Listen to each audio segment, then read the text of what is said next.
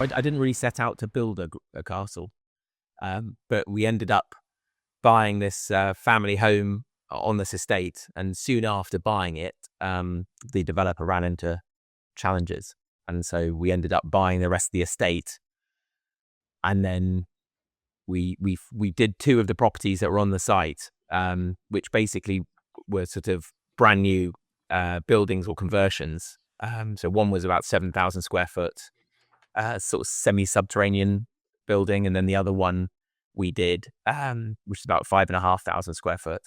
And then we had to do something with what was the castle, which was there originally, and it was a site where Thomas Cromwell used to live, so it's got historical relevance. But we only live, where I am now, we're only about sort of 100 meters away from it. But we weren't quite sure what to do with it, and I think after sort of really, the original plans were to turn it into about 4 apartments. The whole building was condemned. It was in a really terrible state, and so I put in planning permission to demolish it and build the first castle in 100 years. So that's what we did. I've been a fan of grand designs for many, many years, and I thought, why not have something that my kids could watch and look at and say, look at my dickhead father and what he did, and sort of see that story. And I think sometimes when you're building businesses or as you guys know, property, it's hard work, and actually documenting that. What I should have done, and I regret doing, is I should have just started a YouTube channel and just done an episode every week, because actually I've had about 5 years of content. I could have probably done about 600 videos on it. But I think Grand Designs has lots of, I get people talking to me from Canada who've watched it and seen it. So it's got real relevance. And it's not really to shine a light on me, but it was much more about the opportunity in the building. But unfortunately, they focused heavily on the trials and tribulations, which I should have realized on Grand Designs, and not very much on the building itself. But I'm hoping to revisit later this year should help give a bit more clarity as to actually where all the money's gone and what we've actually built. So talking about the money so I went to see Josh Widdicombe last night. So I set up the in-laws with the kids, the babysitting, and had it all ready just to press play and watch it. My mother-in-law's a massive Grand Design fan as well, and absolutely loved it. They did want me to say straight away that your mum looked absolutely fantastic on it, so I want to get out there, and she seems like a lovely lady. Oh, have you managed to repay your mum back yet, or are you still in a nice deal with her? Because we all borrow off our parents and close family. Yeah, so. no, we're sort of square on that. But my mother actually did her own. We did a green oak barn for her at the same time I was doing my project. So I actually was managing multiple house buildings at the same time. So you're not a project manager full time. You run other businesses, don't you? We'll talk about them in a bit as well to sort of see how you. I loved it on the episode. You said I'm addicted to risk, which I don't get much riskier than this. This is bloody ginormous, and you said about scale and stuff, and it just seemed to get bigger and bigger and bigger as the walls went up, which was it was an amazing. So anyone who watches Grand Designs, obviously Jack's going to put the link in it, but it's definitely worth a Friday night sit down and enjoy it, because as far as Grand Designs go, it's definitely up there as an entrepreneurial, risk reward. I think they struggled with me because I think a lot of people will be tearing. I put on a brave face, and there's lots and lots of challenges with that building and all the other stuff going on. But I think when you're building businesses, you get used to that sort of roller coaster ride of emotions.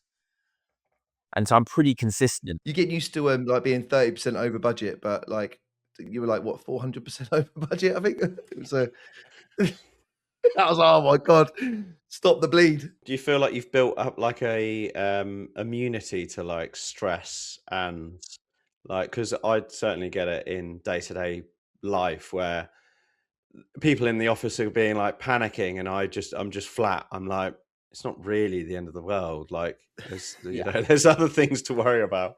I think it's about context, and one of the things people find a bit weird is I've just, for a very, very young age, just thought about death every day. And I sort of see it as a little bit of a superpower. People who sort of have a close run, and they sort of suddenly think about their mortality. They sort of come back and they go, oh, I think about the world completely differently. And I've just done that from sort of day one. And so pretty much I work on the basis, I haven't got cancer, touch wood. My family are all healthy. The money bit I'll sort out somehow, and I'll work out a way of making that work.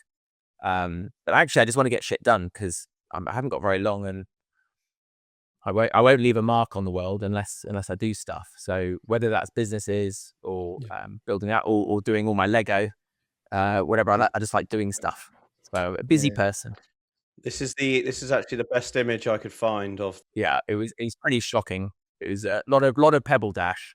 I think pretty much the Pebble Dash held it together. I watched the episode, Piers, and by the way, I think it was great. I mean, honestly, hats off to you. It was incredible watch. And I run a business as well, and I have actually the same philosophy as you from a young age. I've thought about mortality, and it's actually because people ask me similar question for the type of business and the risk I take, and I would try to do deals all the time. I really push the boundaries all the time, and even my wife. And you've looked like the biggest thing on there, Piers, is your wife seems so supportive of you, your vision, like a complete rock. My question, which I'll come back to, is like how important was that for you? Because I've been through some testing times, and well, some of us all actually, and sometimes all you need is somebody by your side, just a bit of stability, saying, do you know what?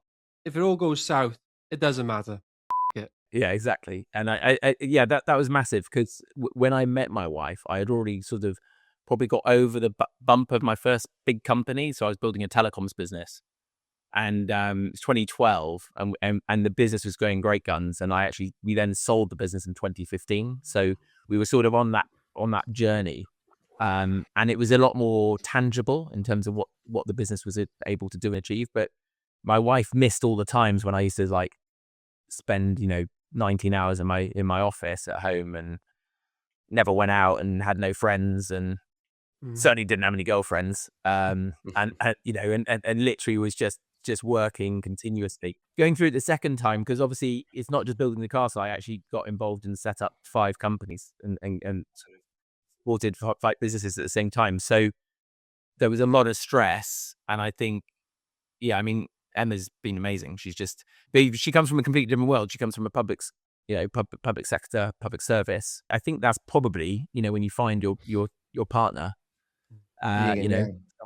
he's just the yin and yang, but also just gets each other. And, we support each other loads. Yeah, the episode itself though is really good, but they've edited it in a way, obviously for entertainment purposes, and you put on such a brave face through those conversations of the fundraising, everything you had to sell, like that was so honestly, full respect. I've done similar. Like you sold your all of your properties, all of your assets, your chattels, everything, just to put it all in. And look, I really enjoyed it, and I think I was really excited to meet you actually and get more about you. So, but yeah, I've got questions for later. You can buy all that shit back again. Doesn't matter. Yeah. It's sort of like, I'm a massive car nut. I love cars, but actually the best, they say like buying a boat, apparently. I haven't done one yet, but the best day is buying it. The second best day is selling it.